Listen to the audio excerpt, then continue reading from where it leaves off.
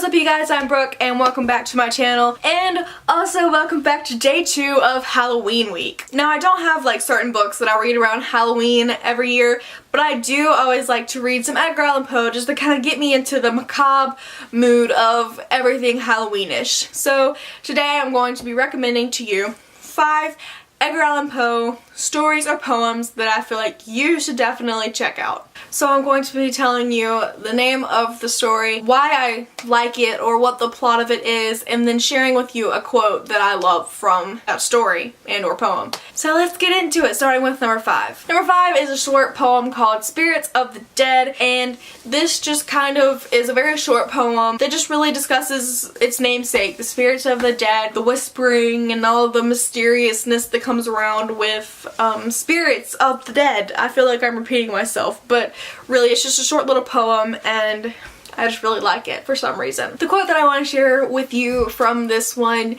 is, "Thy soul shall find itself alone, mid dark thoughts of the grey tombstone." I don't know why I like that, but I just did so. Number 4 is A Dream Within a Dream, and it is also a poem that discusses our reality and dreams, and what if our reality is just like dreaming. And I like this because the way this poem is written kind of contributes to the overall feel of the story, the theme of the story. Like its poetic stance, I'm not sure if that's the right wording, really contributes to the way the story flows and the theme and the meaning, and it just adds to the story overall. The quote that I chose for this one is, "All that we see or seem is but a dream within a dream." Number 3 is the last poem on this list, and it's probably the one that all of you have likely heard of, and that's The Raven. And I really like The Raven because of the mysteriousness and the narrator's descent into madness. I just really like the overall concept of this poem. I have to have my computer for this quote because it's quite long, but whatever. "Deep into that darkness peering, long I stood there wondering, fearing, doubting, dreaming dreams no mortal ever dared to dream before. But the silence was unbroken, and the stillness gave no token. And the only word there spoken was the whispered word, 'Lenore?' This I whispered, and an echo murmured back the word, 'Lenore.' Merely this, and nothing more." Number 2 is The Fall of the House of Usher, and this is quite a lengthy story by Poe, and it is kind of a difficult one to get through, but it is most definitely worth it. I'm telling you, it's worth it. This story follows a man who is called by an old childhood friend to come to him as he is sick and is very troubled, and it's about this narrator going and finding his friend in such a distraught state and how he helps him through this, and there's some other mysteriously things going on with his old friend's sister, and you just definitely have to read it. The quote for this one is, "There was an iciness, a sinking, a sickening of the heart, an unredeemed dreariness of thought which no goading of the imagination could torture into aught of the sublime." I don't know why I like that, I just really did. And finally, my favorite story by Edgar Allan Poe, coming in at number 1, is The Cask of Amontillado. And now,